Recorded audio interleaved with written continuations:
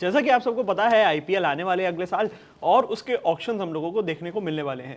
इसी ऑक्शन से पहले लगातार हम आप लोगों के लिए एक सीरीज लेकर के आ रहे हैं जिसमें हम टीम्स के बारे में डिस्कस कर रहे हैं, उनके बजट के बारे में डिस्कस कर रहे हैं, कौन से ऐसे वो बड़े खिलाड़ी रहेंगे जिन पे उनकी नजरें रहेंगी, इन सब के बारे में बता रहे हैं। इसी कड़ी में हमने कल दिल्ली के बारे में बात करी थी, आज करते हैं गुजरात टाइटंस की और समझते हैं कि उनकी नजर सबसे ज्यादा किसके ऊपर रहेगी और क्या वो इस बार खेल बिगाड़ने वाले हैं लोगों की, हम कह सकते हैं आईपीएल बिडिंग के टाइम पे। तो देव सर मौजूद है। सर क्या लग रहा है जीटी इस बार?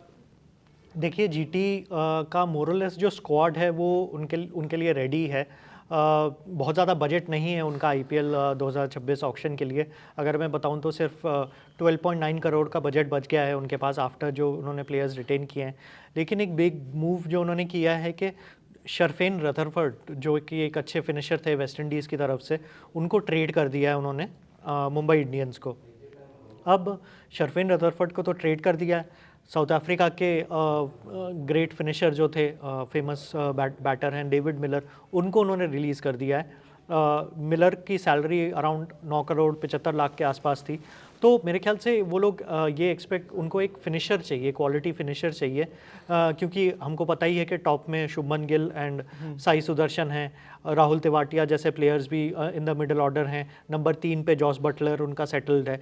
तो ये उनका टॉप 3 तो मोर और लेस सेटल्ड है, लेकिन उनको एक एंड की तरफ एक पुश चाहिए जिसके लिए मे बी वो लोग डेविड मिलर को वापस ला सकते हैं, क्योंकि लखनऊ सुपर जायंट्स चले गए थे वो छोड़ के।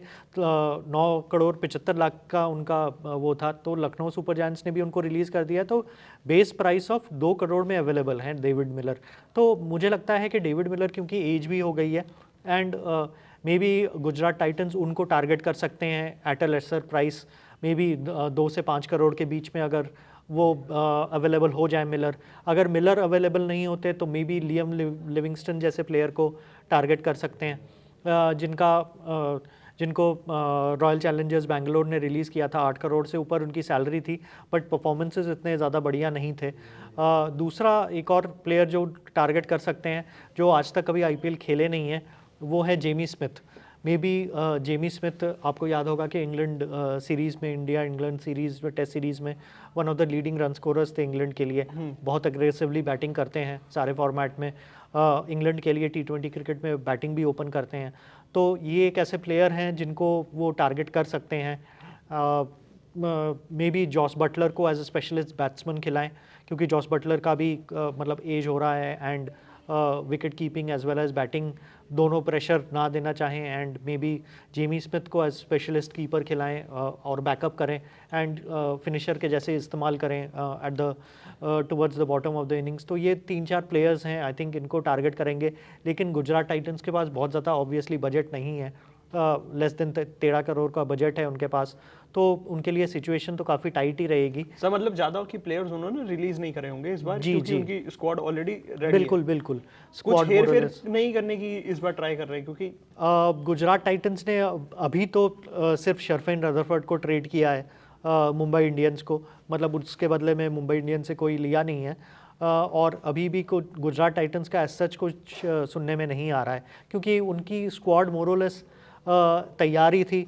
क्वालिफायर 2 तक पहुँचे ही थे। मुंबई इंडियंस ने उनको क्वालिफायर 1 में इनफैक्ट हरा दिया था, अदरवाइज़ मे बी वो फाइनल तक भी पहुँच सकते थे। तो रन काफ़ी इम्प्रेसिव था। शुभमन गिल काफ़ी अच्छे से टीम को लीड कर रहे हैं। बॉलिंग अटैक भी उनकी सेटल्ड लगती है, मोहम्मद सिराज उसको लीड कर रहे हैं। तो मुझे लगता है कि जीटी का स्क्वाड मोर और लेस सेटल्ड है, बट उनको एक मेजर फिनिशर की ज़रूरत है जो towards the end of the innings उनको बूस्ट कर सके। मतलब वही जो डिफरेंस होता है 180 और 220 के टोटल में। तो देखिए आप बताइएगा कमेंट सेक्शन में कि आपको क्या लगता है कि जीटी जो है किसको सबसे ज़्यादा किसके ऊपर सबसे लंबी बिट लगा सकती है, और क्या वो इस बार के आईपीएल ऑक्शन में गेम बिगाड़ेगी बाकी टीमों का। कमेंट सेक्शन खुला हुआ है, आप भी अपने सवाल हमारे लिए छोड़ सकते हैं। बने रहिए हमारे साथ, देखते रहिए cricket country. Thank you for watching. Thank you.